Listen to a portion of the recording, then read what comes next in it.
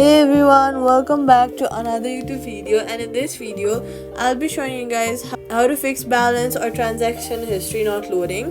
If your balance spins forever or showing nothing, it's usually a sync issue. So here's the fix.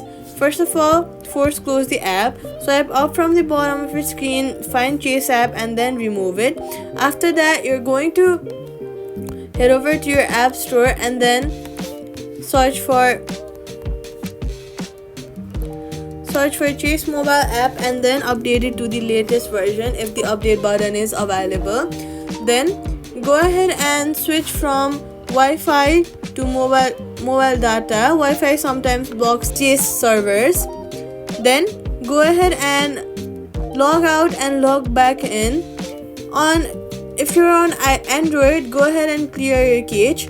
Tip: if it happens at midnight, Chase may be updating your account, so wait for 10 to 15 minutes before reopen it.